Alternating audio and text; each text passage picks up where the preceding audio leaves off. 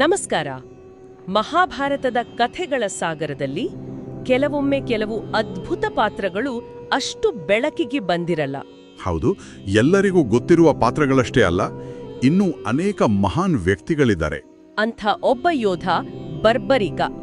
ಅವನ ಕಥೆಯನ್ನ ಇಂದು ಸ್ವಲ್ಪ ಆಳವಾಗಿ ನೋಡೋಣ. ನಮ್ಮ ಹತ್ರ ಇರೋ ಆಕರಗಳು ಅವನ ಶಕ್ತಿ, ವರಗಳು, ಆಮೇಲೆ ಅವನ ದೊಡ್ಡ ತ್ಯಾಗದ ಬಗ್ಗೆ ಹೇಳ್ತವೆ.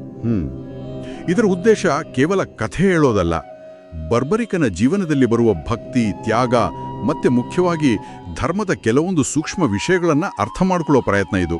ಸರಿ, ಹಾಗಾದ್ರೆ ಮೊದಲು ಹೇಳಿ, ಯಾರು ಈ ಬರ್ಬರಿಕ? ಬರ್ಬರಿಕ ಅಂದ್ರೆ ಪಾಂಡವರಲ್ಲಿ ಭೀಮನ ಮೊಮ್ಮಗ. ಓ, ಭೀಮನ ಮೊಮ್ಮಗನ? ಹೌದು. ಘಟೋತ್ಕಚ ಗೊತ್ತಲ್ಲ, ಅವನ ಮತ್ತೆ ನಾಗಕನ್ಯೆ ಮೂರ್ವಿಯ ಮಗ. ಹುಟ್ಟಿನಿಂದಲೇ ದೊಡ್ಡ ಯೋಧ, ಶಿವನ ಪರಮಭಕ್ತ. ಶಿವಭಕ್ತನ? ಅದರಿಂದ ಏನಾದ್ರೂ ವಿಶೇಷ ಶಕ್ತಿ ಬಂದಿತ್ತಾ? ಖಂಡಿತ. ಆ ಭಕ್ತಿಗೆ ಮೆಚ್ಚಿ ಶಿವನೇ ವರ ಕೊಟ್ಟಿರ್ತಾನೆ. 3 ಬಾಣಗಳು. 3 ಬಾಣ? ಹೌದು. ಅದೇ ಅವು ಸಾಮಾನ್ಯ ಬಾಣಗಳಲ್ಲ. ಒಂದು ಬಾಣ ಇದೆಯಲ್ಲ, ಅದು ಯುದ್ಧದಲ್ಲಿ ಯಾರನ್ನೆಲ್ಲ ನಾಶ ಮಾಡಬೇಕು ಅಂತ ಗುರುತು ಮಾಡುತ್ತೆ. ಸರಿ. ಇನ್ನೊಂದು ಬಾಣ ಯಾರನ್ನೆಲ್ಲ ರಕ್ಷಿಸಬೇಕು ಅಂತ ಗುರುತು ಮಾಡುತ್ತೆ. ಆಮೇಲೆ 3ನೇ ಬಾಣ ಆ ಗುರುತಾದ ಎಲ್ಲಾ ಗುರಿಗಳನ್ನ ಒಂದೇ ಏಟಿಗೆ ನಾಶ ಮಾಡಿಬಿಡುತ್ತೆ. ಏನು ಅಂದ್ರೆ ಯುದ್ಧವನ್ನೇ ಕ್ಷಣದಲ್ಲಿ ಮುಗಿಸ್ಬೋದಿತ್ತು ಅವನು? ಹೌದು. ಅಂಥ ಅಸಾಧಾರಣ ಶಕ್ತಿ. ಇದೇ ಶಕ್ತಿಯೊಂದಿಗೆ ಅವನು ಕುರುಕ್ಷೇತ್ರ ಯುದ್ಧಕ್ಕೆ ಹೋಗ್ಬೇಕು ಅಂತ ಹೊರಡ್ತಾನೆ. ಯಾಕೆ?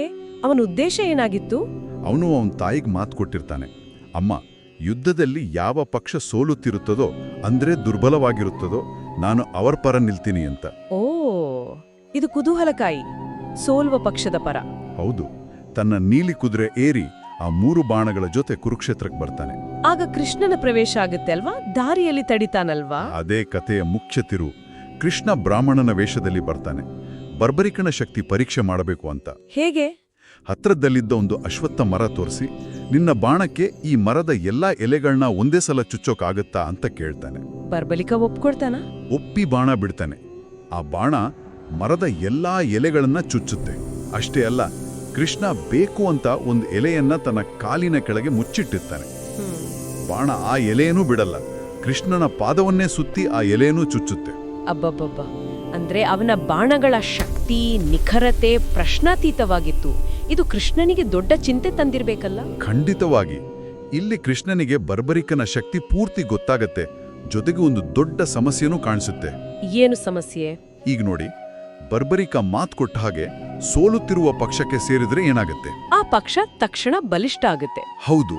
ಆ ಕ್ಷಣದಲ್ಲೇ ಎದುರು ಪಕ್ಷ ಸೋಲಲು ಶುರುವಾಗುತ್ತೆ. ಆಗ ಬರ್ಬರಿಕ ಏನ್ ಮಾಡಬೇಕು? ಅಯ್ಯೋ, ಮತ್ತೆ ಪಕ್ಷ ಬದಲಾಯಿಸಬೇಕು. ತನ್ನ ಮಾತಿನಂತೆ ಸೋಲುವ ಪಕ್ಷಕ್ಕೆ ಹೋಗ್ಬೇಕು. ನಿಖರವಾಗಿ. ಈ ಥರ ಅವನು ಪಕ್ಷದಿಂದ ಪಕ್ಷಕ್ಕೆ ಹೋಗ್ತಾ ಇದ್ರೆ ಕೊನೆಗೆ ಏನಾಗುತ್ತೆ? 2 ಸೇನೆಗಳು ಪೂರ್ತಿ ನಾಶ ಆಗುತ್ತೆ. ಯುದ್ಧದ ಫಲಿತಾಂಶವೇ ಇರಲ್ಲ. ಅದೇ ಧರ್ಮಸ್ಥಾಪನೆ ಅನ್ನೋ ಯುದ್ಧದ ಮೂಲ ಉದ್ದೇಶವೇ ಹಾಳಾಗುತ್ತೆ. ಎಲ್ಲರೂ ಸತ್ತೋಗ್ತಾರೆ, ಕೇವಲ ವಿನಾಶ. ಹಾಗಾಗಿ ಕೃಷ್ಣ ಒಂದು ಕಠಿಣ ನಿರ್ಧಾರ ತಗುತ್ತಾನ. ಹೌದು. ಧರ್ಮವನ್ನ ಕಾಪಾಡೋಕೆ, ಯುದ್ಧ ನ್ಯಾಯವಾಗಿ ನಡೆಯೋಕೆ ಕೃಷ್ಣ ಬರ್ಬರಿಕನ ಹತ್ತಿರ ಗುರುದಕ್ಷಿಣೆಯಾಗಿ ಅವನ ತಲೆಯನ್ನೇ ಕೇಳ್ತಾನೆ. ತಲೆಯನ್ನೇನಾ? ಇದಕ್ಕೆ ಬರ್ಬರಿಕ ಏನ್ ಹೇಳ್ತಾನೆ? ಆಶ್ಚರ್ಯ ಅಂದ್ರೆ, ಬರ್ಬರಿಕ ಒಂದು ಕ್ಷಣನೂ ಯೋಚನೆ ಮಾಡಲ್ಲ. ಸರಿ ಅಂತ ಒಪ್ಪಿ ತನ್ನ ಶಿರವನ್ನೇ ಕತ್ತರಿಸ್ಕೊಡ್ತಾನೆ. ಎಂಥ ತ್ಯಾಗ! ಅವನ ನಂಬಿಕೆ, ಅವನ ಧರ್ಮನಿಷ್ಠೆ. ನಿಜಕ್ಕೂ ಇದು ಅವನ ಭಕ್ತಿ, ಅವನ ತ್ಯಾಗದ ದೊಡ್ಡ ಉದಾಹರಣೆ. ಆಮೇಲೆ ಅವನ ತ್ಯಾಗಕ್ಕೇನಾದರೂ ಫಲ ಸಿಕ್ಕಿತ್ತಾ? ಹೌದು. ಕೃಷ್ಣ ಅವನ ತ್ಯಾಗಕ್ಕೆ ಮೆಚ್ಚಿ ವರ ಕೊಡ್ತಾನೆ. ನಿನ್ನ ಶಿರ ಯುದ್ಧವನ್ನೆಲ್ಲ ನೋಡ್ಲಿ ಅಂತ ಹೇಳಿ ಆ ತಲೆಯನ್ನ ಒಂದು ಎತ್ತರದ ಬೆಟ್ಟದ ಮೇಲೆ ಇಡ್ತಾನೆ. ಅಲ್ಲಿಂದ ಬರ್ಬರಿಕ ಇಡೀ ಕುರುಕ್ಷೇತ್ರ ಯುದ್ಧವನ್ನ ಕಣ್ಣಾರೆ ನೋಡ್ತಾನೆ. ಓ, ಹಾಗಾಗಿ ಅವನು ಯುದ್ಧದ ಸಾಕ್ಷಿಯಾಗ್ತಾನ? ಹೌದು. ಯುದ್ಧ ಮುಗಿದ ಮೇಲೆ ಪಾಂಡವರಲ್ಲಿ ನಮ್ಮಲ್ಲಿ ಯಾರು ನಿಜವಾದ ಹೀರೋ ಅಂತ ಚರ್ಚೆ ಬಂದಾಗ ಬರ್ಬರಿಕನ ಶಿರವೇ ಹೇಳುತ್ತೆ. ಏನ್ ಹೇಳುತ್ತೆ? ನಾನ್ ನೋಡಿದ್ದು ಒಂದೇ. ಎಲ್ಲೆಲ್ಲೂ ಕೃಷ್ಣನ ಸುದರ್ಶನ ಚಕ್ರವೇ ತಿರುಗುತ್ತಿತ್ತು, ಎಲ್ಲರನ್ನೂ ನಾಶ ಮಾಡುತ್ತಿತ್ತು. ಉಳಿದವರು ಕೇವಲ ದೈವಿ ಆಟದ ಪಾತ್ರಧಾರಿಗಳು ಅಷ್ಟೇ ಅಂತ. ವಾಹ್! ಇದು ಕೃಷ್ಣನ ದೈವಿ ಸ್ವರೂಪವನ್ನ ಎತ್ತಿ ಹಿಡಿಯುತ್ತೆ. ಈ ತ್ಯಾಗದ ಹಿಂದೆ ಬೇರೆ ಕಾರಣಗಳು ಇತ್ತಂತೆ. ಪಾಂಡವರ ಶಪಥಗಳ ವಿಷಯ. ಹೌದು, ಅದು ಒಂದು ಮುಖ್ಯವಾದ ಅಂಶ. ಬರ್ಬರಿಕ ಯುದ್ಧ ಮಾಡಿದರೆ ಅವನ ಶಕ್ತಿಯಿಂದ ಯುದ್ಧ ಬೇಗ ಮುಗಿದೋಗ್ತಿತ್ತು. ಅದರಿಂದ ಏನಾಗ್ತಿತ್ತು? ಆಗ ಭೀಮ ದುಶ್ಯಾಸನನನ್ನ ಕೊಂದು ಅವನ ರಕ್ತ ಕುಡಿಯೋ ಶಪಥ, ದ್ರೌಪದಿ ಆ ರಕ್ತದಿಂದ ಮುಡಿ ಕಟ್ಟೋ ಶಪಥ, ಅರ್ಜುನ ಕರ್ಣನನ್ನ ಕೊಲ್ಲೋ ಶಪಥ ಇವೆಲ್ಲ ಪೂರ್ತಿಯಾಗ್ತಿರ್ಲಿಲ್ಲ. ಹೌದು ಹೌದು, ಯುದ್ಧ ಕೇವಲ ಗೆಲ್ಲೋದಷ್ಟೇ ಅಲ್ಲ, ಪ್ರತಿಯೊಬ್ಬರ ಕರ್ಮ ಶಪಥಗಳೆಲ್ಲ ಸೇರಿತ್ತು. ಖಂಡಿತ, ಅದು ಕೇವಲ ಶಕ್ತಿ ಪ್ರದರ್ಶನ ಅಲ್ಲ, ಅದೊಂದು ಧರ್ಮ ಸ್ಥಾಪನೆಯ ದೈವಿಕ ಯೋಜನೆ. ಪ್ರತಿಯೊಬ್ಬರ ಪಾತ್ರವೂ ಮುಖ್ಯವಾಗಿತ್ತು. ಬರ್ಬರಿಕನ ಶಕ್ತಿ ಅದಕ್ಕೆ ಅಡ್ಡಿಯಾಗ್ತಿತ್ತು. ಹಾಗಾದ್ರೆ ಅವನ ಪರಂಪರೆ ಈಗ ಹೇಗೆ ಮುಂದುವರೆದಿದೆ? ಕೃಷ್ಣ ಅವನಿಗೆ ಆಶೀರ್ವಾದ ಮಾಡ್ತಾನೆ. ನೀನು ಕಲಿಯುಗದಲ್ಲಿ ನನ್ನದೇ ಹೆಸರಾದ ಶ್ಯಾಮ ಅಂತ ಪೂಜೆಗೊಳ್ತೀಯ, ನಿನ್ನನ್ನು ನಂಬಿ ಬರೋ ಭಕ್ತರ ಕೋರಿಕೆಗಳೆಲ್ಲ ಈಡೇರುತ್ತೆ ಅಂತ. ಶ್ಯಾಮ ಅಂತನ? ಹೌದು. ಇಂದು ರಾಜಸ್ಥಾನದ ಖಾಟು ಅನ್ನೋ ಸ್ಥಳದಲ್ಲಿ ಅವನು ಖಾಟು ಶ್ಯಾಮ್ಜಿ ಅಂತ ಕೋಟ್ಯಾಂತರ ಜನರಿಂದ ಪೂಜಿಸಲ್ಪಡ್ತಿದ್ದಾನೆ, ತ್ಯಾಗದ ಭಕ್ತಿಯ ಸಂಕೇತವಾಗಿ. ನಿಜಕ್ಕೂ ಅದ್ಭುತವಾದ ಕಥೆ.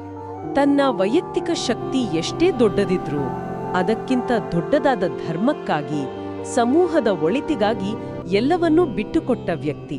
ಹೌದು, ಇದು ನಮಗೆಲ್ಲ ಒಂದು ಪ್ರಶ್ನೆಯನ್ನ ಕೇಳುತ್ತೆ ಅಲ್ವಾ? ನಮ್ಮ ಸಾಮರ್ಥ್ಯಗಳು ಎಷ್ಟೇ ದೊಡ್ಡದಿರಲಿ, ಅದು ಒಂದು ದೊಡ್ಡ ಉದ್ದೇಶಕ್ಕೆ, ಧರ್ಮಕ್ಕೆ ಪೂರಕವಾಗಿಲ್ಲ ಅಂದ್ರೆ ಅದರ ನಿಜವಾದ ಬೆಲೆ ಏನು? ನಮ್ಮ ಪಾತ್ರವನ್ನ ದೊಡ್ಡ ಚಿತ್ರದಲ್ಲಿ ಅರ್ಥ ಮಾಡಿಕೊಳ್ಳೋದು ಎಷ್ಟು ಮುಖ್ಯ ಅನ್ನೋದಕ್ಕೆ ಇದೊಂದು ಒಳ್ಳೆಯ ಪಾಠ. ಖಂಡಿತವಾಗಿಯೂ ಆಲೋಚನೆ ಮಾಡಬೇಕಾದ ವಿಷಯ.